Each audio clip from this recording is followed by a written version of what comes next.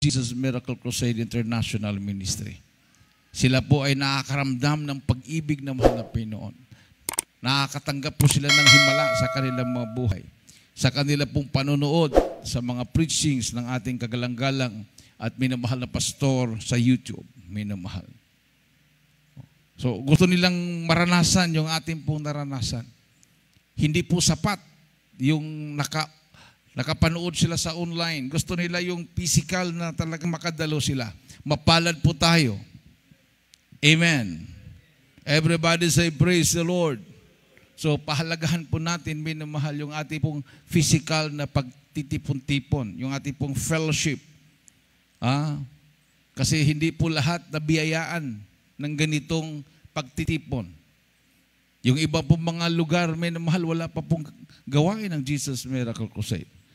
So, sila po'y nagsusumikap na manood sa ating pong mga online na mga gawain o yung mga delayed telecast, yung mga recorded na mga gawain, minamahal.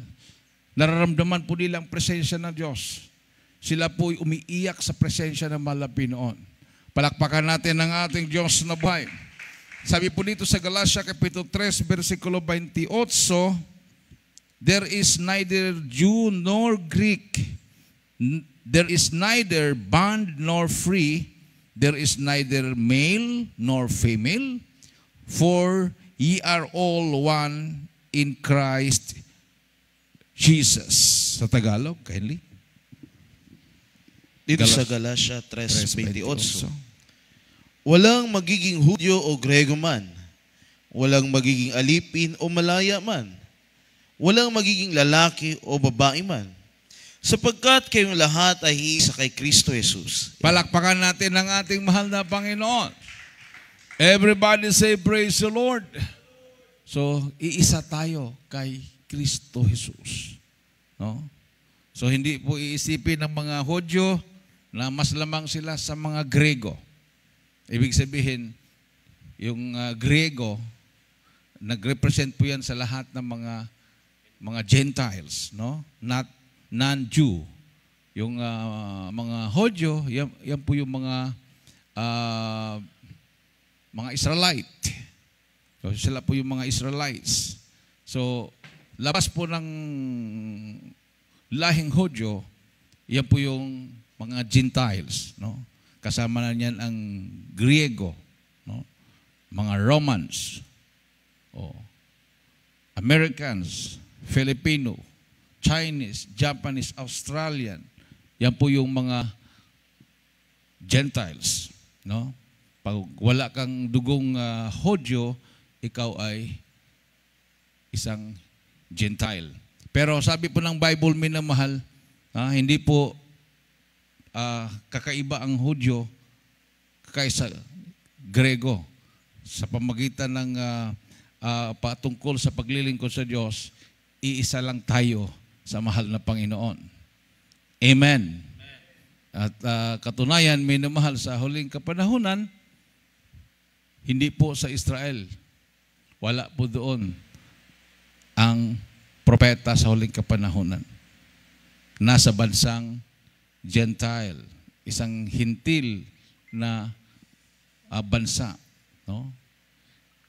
Isang hintil na propeta. Palakpakan natin ang ating Diyos na buhay. Bagamat ang ating pong mahal na pastor ay kanya pong lahi ay galing po sa lahing Hudyo, no? Siya po ay may dugong Hudyo, minamahal. Pero yung bansa na kanya pong sinilangan ay hindi po sa Israel. Palakpakan natin ang ating mahal na Panginoon. Mapalad tayo. Mapalad po tayo na dito po sa bansa natin, pinili ng mahal na Panginoon. Dahil nakasulat na po sa Bible yan, minamahal, no? Na sa huling araw, sa pagbabalik ng mahal na Panginoon, hindi po ang bansang Israel. Wala po doon ang propeta. No? Sabi ng mahal na Panginoon, ililipat ko sa bansa na doon nagbubunga ang aking kaharian. Mateo 21:43, Napakalinaw po yan, minamahal. Bagamat yan po ay inangkin ng Roma, na ang tinutukoy daw dyan ay ang Vatican, ang Roma. Pero malayo po sa katotohanan. Kasi ang kaharian ng Diyos, alam po natin yan, for the kingdom of God is not in word but power. Amen. Mayroon din kumangkin yan na sa Amerika daw yan. No? Sa Amerika daw natupad yan. Mayroon din kumangkin na yan ay natupad daw sa United Kingdom. Mayroon din umangkin natupad daw yan sa Korea, sa South Korea. Sa Australia, sa Brazil. Pero sabi nga ng Bible, for the kingdom of God is not in word. Napakalinaw po yan. Ang kaharian na ililipat na malapino sa ibang bansa ay hindi po kaharian ng salita. Ito po'y kapangyarihan ng Diyos. Amen. Mayroon pong kaharian na sinasabi doon sa Mindanao, puro salita lang. Nagpapakilala pang Kristo yung pinaka-leader nila. Pero walang kapangyarihan. Sunod-sunuran sa gawa ng kadiliman. Ang kaharian ng Diyos ay may kapangyarihan. Amen. Even the gates of hell shall not prevail against the church of the living God. Palapakan natin ang ating mahal na Panginoon. Pakibasa. Dito sa Mateo 21:43. Kaya nga sinasabi ko sa inyo, aalisin sa inyo ang kaharian ng Diyos at ibibigay sa isang bansang nagkakabunga. Ano po ang kaharian ng Diyos? Unang Korinto 4:20. Dito sa unang sulat ni Apostol Pablo sa mga taga-Korinto, ang kabanata 4, ang talata po ay 20. Ganito na susulat. Sapagkat ang kaharian ng Diyos ay hindi sa salita, kundi sa kapangyarihan. Palakpakan natin ang ating mahal na Panginoon, minamahal. For the kingdom of God is not in word but power. Bakit kapangyarihan? Para magkakaisa ang mga anak ng Diyos. Amen. Amen. Bakit sa Jesus Miracle Crusade? Nandito lahat. Galing sa iba't ibang mga sikta at denominasyon. Majority galing sa Roman Catholic. Protestant churches. Mga Muslim. Buddhist, nakukonverte dito. Mga communist, hindi niniwala sa Diyos, nakukonverte dito. Dahil sa kapangyarihan. Everybody say praise the Lord. Palakpakan natin ang ating mahal na Panginoon, minamahal. Hindi basta-basta makukonverte yung mga membro ng mga iba't ibang mga sekta. Katulad ng Saksi ni Jehovah, Iglesia ni Cristo. Nandito po, minamahal. Sila po'y nagpapatuto ng Diyos ay buhay. Gumaling ang kanilang karamdaman. Nagbabago ang kanilang mga buhay. Ang Jesus Miracle Crusade International Ministry, wala pong pinipili. Ang ibang relihiyon, minamahal, mayroon po silang pinipili. Pag bakla ka, hindi ka na talaga sira nila yan. Baka kasira sa grupo. Pag tumboy ka, goodbye ka na lang. Pag daing ka na sa karamdamang cancer, hindi sila magtsatsaga sa'yo. Ang binabalik-balikan nila, yung malakas ang katawan. May laman ang bulsa. Amen. Ibig sabihin, may kaya, mayaman. Pero sa Jesus Miracle Crusade, every time na mayroon tayong makrusada, ano bang nakasulat sa leaflets? Are you sick of cancer? Leukemia? Ailment pronounced incurable? Are you blind, crippled, or deaf? Ikaw ba'y bulag, pilay, bingi, drug addict? Wala naman doon. Wala naman nakasulat doon. Ikaw ba'y mayaman? Ikaw ba'y may negosyo? Ikaw ba'y kilalang tao? Ikaw ba'y doktor? Ikaw ba'y abogado? Wala. Wala nakasulat doon. Ang tinawag po doon, yung mga tinanggihan na ng mga hospital. Sino po yun? Sila po ay laman ng relihiyon, minamahal. May Diyos silang tinatawagan pero wala pong Diyos na nakikinig sa kanila.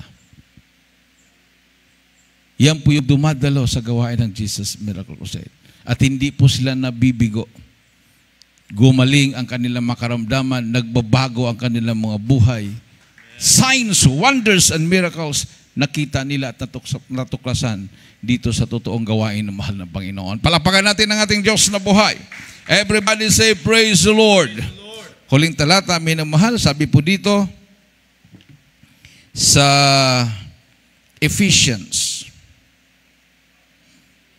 4:13. Till we all come in the unity of the faith and of the knowledge of the Son of God, unto a perfect man, unto the measure of the stature of the fullness of Christ. Atin pong basahin sa Tagalog. Kylie, read it. Dito sa 4:13 sa sulat ni Apostol Pablo sa mga taga-Epeso, sabi dito, hanggang sa abutin natin lahat ang pagkakaisa ng pananampalataya. Pagkakaisa ng pananampalataya, abutin nating lahat. Amen. So, darating ang panahon, minamahal, no? Pinapahintulutan ng mga Pilipino na magkaroon po ng mga kagipitan, nandiyan yung mga gira, nandiyan yung mga lindol, nandiyan yung mga kalamidad, para yung mga tao na nasa comfort zone, nasabi na, dito na ako, okay, Diyos din ang tinatawagan dito.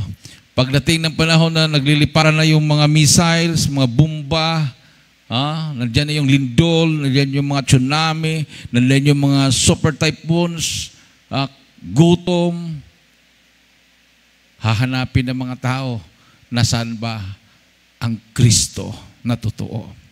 Patuloy ang basa. At ang pagkakilala sa anak ng Diyos, hanggang sa lubos na paglaki ng tao, hanggang sa sukat ng pangangatawan ng kapuspusan ni Kristo. Palakpakan natin ang ating Diyos na buhay. Till we all come in the unity of the faith. Amen. Everybody say, praise the Lord. And of the knowledge of the Son of God. Knowledge of the Son of God. Para makilala ang anak ng Diyos. Sino ba talaga si Kristo? May nagsabing siya ay tao lang. Siya ay propeta lang. Magaling na guro. Diyos anak. Lahat na yan, sinasabi nila. Half-truth, minamahal. Pag sinabing tao, totoo. Pag dagdagan mo lang, ay mali na po yun. Amen. Sa 1 Corinto 15:47, napakalinaw yan. The second man, tao. Hindi naman sinabing the second God. The first man, tinutukoy si Adan, tagalupa. The second man, si Kristo ang tinutukoy, siya ang Panginoon na galing sa langit. Everybody say, praise the Lord. So wala nang debate doon sa tao. Sinabi nga, the second man Hindi naman sinabing the second God. Ang ikalawang tao. Pero hindi sinabing tao lang. Ang ikalawang tao ay siya ang Panginoon na galing sa langit. The second man is the Lord from heaven. Propeta din siya. Nasa Bible yan. Pero walang sinabing propeta lang. Amen? Siya ay Diyos. Pero hindi sinabing Diyos anak. Iba po yung Diyos anak. Ibang Diyos po yun. Siya po ay Diyos. Bilang Diyos, siya ay Ama. Bilang anak, siya ay tao. Tinatawag siyang anak ng Diyos. Everybody say, praise the Lord. Hallelujah. Unto a perfect man. So ano po, minimal ang hangad paglilingkod sa Diyos para magiging perpektong tao ang bawat mananampalataya. We are going to perfection. Totoo, walang perpekto pa sa atin. Pero kailangang bago tayo malagutan ng hininga o bago ang pagbabalik ganap sa paningin ng Diyos. Hindi po tayo naglilingkod para sukatin ng tao. Iba po yung panukat ng tao, minamahal. Kasi pag once na ikaw ay sinusukat ng tao, tinitingnan niya yung kapaligiran mo. Hindi yan perfecto. Tingnan mo ang kanyang mga anak. Tingnan mo yung kanyang asawa. O, di ba? Pero ang mahal na Pinoon, hindi po yun ang pagtingin. Si Job ay perfecto sa harapan ng Diyos, pero ang kanyang mga anak, mga pasaway. Ang kanyang asawa ay pasaway din. Amen. Sasabihin ka pa naman na itakwil mo na ang Diyos para mamatay ka na, Job. So, ibig sabihin, iba yung pananampalataya ng kanyang beloved wife kumpara sa pananampalataya ni Job. Pero si Job, kahit hindi perfecto ang kanyang pamilya, sa tingin ng Diyos sa kanya, siya ay perfecto. At doon nainggit si Satanas. Doon naggalit si Satanas. At sabi ni Satanas, ayan, si Job ay tapat sa iyo, perpektong naglilingkod dahil pinagpapala mo siya. Ikaw ang nag-supply sa lahat na kanyang pangailangan. O di challenge na malapay noon si Satanas. Kunin mo lahat na nasa kanya, maliban sa kanyang buhay. At patunayan ko sa iyo, si Job ay totoong perpekto naglilingkod sa akin. Amen. Awitan po natin ating mahal na Panginoon, minamahal. Hallelujah. So huwag po nating isipin ng ating sarili na tayo ay separate sa iba. Ang buong katawan ni Kristo ay iba't ibang sangkap. No? Kung ano yung pagkatawag mo, minamahal, pagyamanin mo. Kung hindi ka tinawag na maging mangangaral, kung iba yung pagkatawag mo, pagyamanin mo yan. Kung ikaw ay tinawag na malapinoon, maging prayer warrior, mag-share ng mga kabutihan ng Diyos sa ibang tao, pagyamanin mo. Bilang mang-aawit, manunugtog, o pinagpala ka para masuportahan ang pangailangan ng iglesia, pagyamanin mo yan. Panghawakan mo. Diyan ka maging masaya. Pag kontento ka sa ministry na ipinagkaloob ng mahal na Panginoon sa iyo. Kung ikaw naman ay tinawag bilang preacher, so gawin mo ang tungkulin ng pagiging preacher. Mangaral ka ng mangaral ng Ebanghelyo. Walang bakanting araw sa pangaral ng Ebanghelyo ng Diyos. Hindi lang po sa panahon ng gawain na ang preacher ay tatayo sa pulpito at mangaral. Kulang ang araw, minamahal.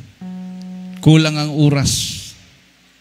Sa marami pong gutom at uhaw sa salita ng Diyos. Lalo na sa mga liblib na mga kabundukan na hindi na maaabot ng teknolohiya. Walang signal. Walang cellphone. Hindi simentado ang mga kalsada. Kailangan mong lakarin para maabot mo sila at makarating sa kanila na sila ay mahal ng Diyos. May Diyos na nagmamahal sa kanila. Awitan po natin ating mahal na Panginoon. Hallelujah.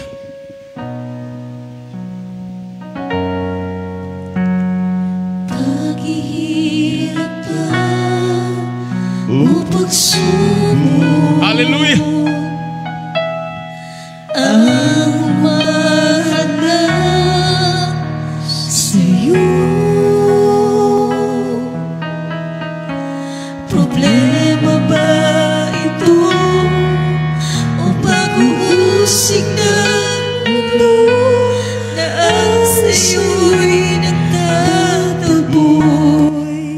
Jesus. Hallelujah. Hallelujah.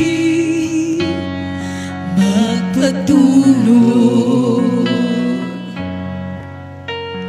ang tawag banal na walang na walang dumating na mga pagpapalang tatalikod ka man sa kanyang pinagagawa na ang mabuting balita ay ipahayag sa balat. Ikaw ay hinirang, pinili ng Panginoon upang maglingkod sa kanyang panahon. Tinawag ka niya upang gampanan ang dakilang bagay na sa'yo inihatag. Paghihirap man o pagsubok ang humanap sa'yo.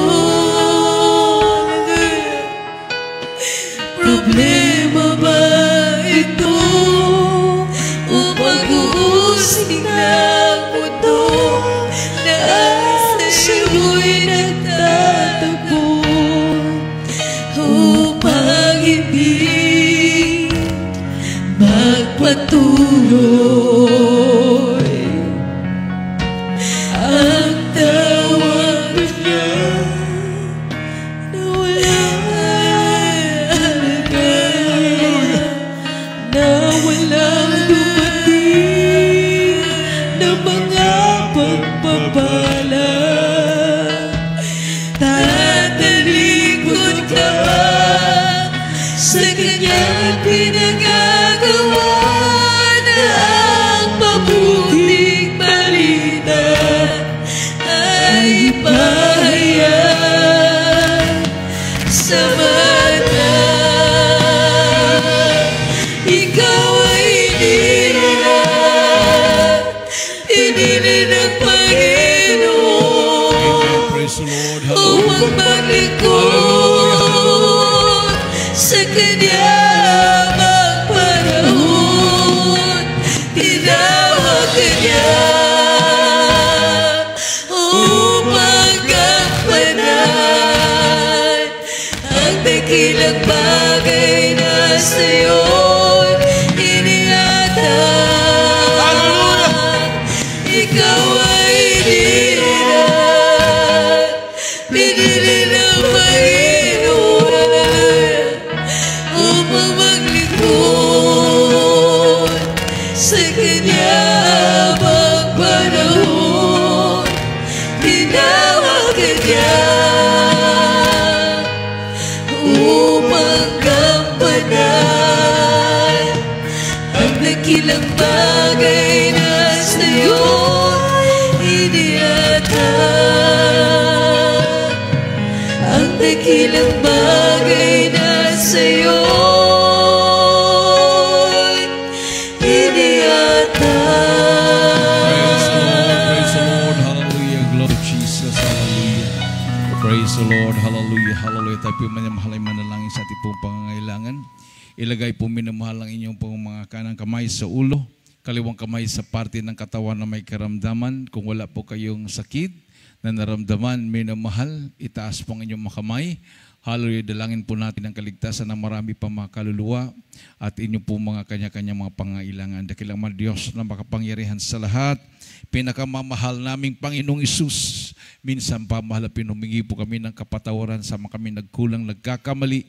Ano mami naisip na gawa na banggit na may mga labi na hindi kaya-aya sa iyong banal harapan, patawarin mong iyong mga anak, mahal na Pinoon. Sa pangunat dalangin na yung hinirang propeta sa uling kapanahon na aming kagalang-galang at minamahal na pastor Willie Salmeda, sa pupanalangin ng kanyang buong pamilya, the beloved children of our beloved pastor.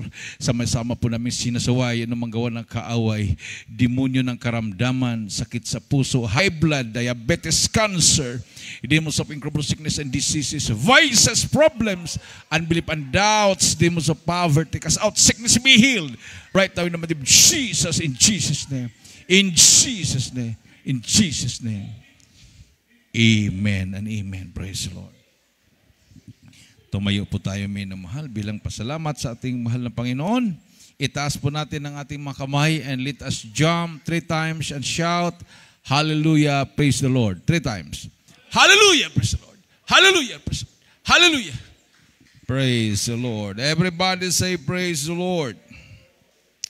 Praise the Lord, hallelujah. Sa pagkatapos po minamahal ng ating pong banal na gawain, diretso po tayo, ating pong mga minamahal na makapatiran na bakante po minamahal sa lamay po ng ating pong beloved Brother Saldi Ong. Kinuha na po siya ng mahal na Panginoon. Actually, bukas po ang last night, pero wala po kami bukas minamahal dahil mayroon pong crusade at the same time 3rd anniversary sa dako po ng Buntok Mountain Province at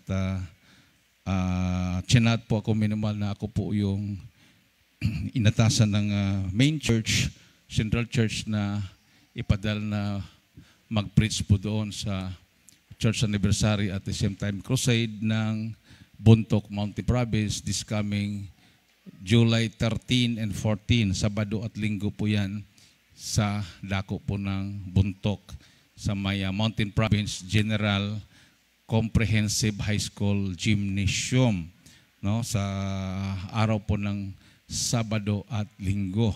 So ngayon pong gabi ang tungo po natin sa lamay po ng ating pong beloved Brother Saldi Ong. Yun po yung kapatiran natin na nagpabautismo dito, nakaranas po ng himala, gumaling po yung kanyang karamdamang psoriasis, minamahal. So, kinuha na po siya ng mahal na Panginoon at makikiraway po tayo, minamahal, ngayong gabi. No? So, kung bakante din po kayo sa araw po ng libing niya, dahil bukas daw ang last night, ibig sabihin sa Biyernes ng umaga, ngayon ang last night, Friday ang last night. So, bali ang libing ay Sabado. So, kung kayo po ay bakante, minamahal, so makilibing po kayo sa Sabado. So wala po kami, no, bukas po ang alis namin dahil malayo po yung Buntok.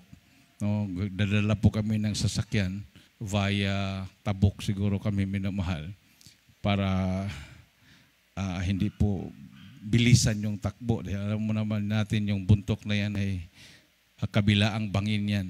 No? Kahit saan ka papasok, talagang kabila ang bangin. Kahit dito ka sa Baguio galing ka dito sa may Aritaw,